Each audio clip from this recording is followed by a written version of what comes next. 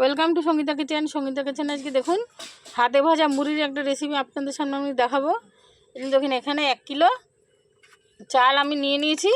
এর সঙ্গে দেখুন এই পরিমাণ নুনটাকে দিয়ে চালটাকে মেখে নিতে হবে। নুন দিয়ে জল দিয়ে চালটাকে মেখে নিতে হবে।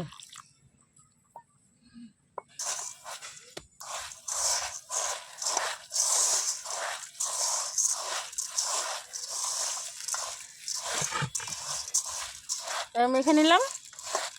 এই দেখুন নুন আর জলটাকে কড়ার মধ্যে দিয়ে এরকম নেড়ে নেড়ে নেড়ে নেড়ে এটাকে একদম শুকনো করে নিতে হবে।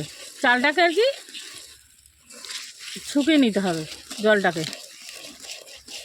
এই দেখুন নুনটা আর চালটা নেড়ে নেড়ে নেড়ে নেড়ে কড়াইতে এরকম লাল লাল করে নিয়ে এবার চালটাকে প্রায় 15 মিনিট ধরে নেড়ে নেড়ে লাল লাল করে এবার আমি নামিয়ে নেব।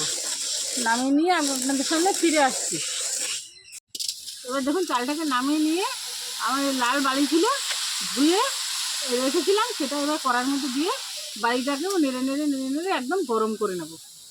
গরম করে নিয়ে নেড়ে নেড়ে তারপরে আপনাদের সামনে ফিরে আসছি। লাল লাল বালিগুলোর মধ্যে দেখুন প্রত্যেকটা এবার ওই ফেলে রাখা চালটা দিয়ে দিয়ে কি সুন্দর মুড়ি ভাজা হচ্ছে দেখুন।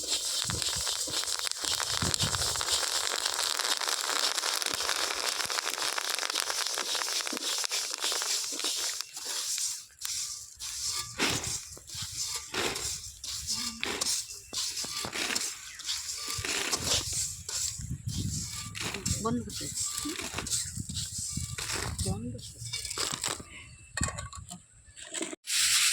সব মুড়িগুলো ভাজা হয়ে গেছে।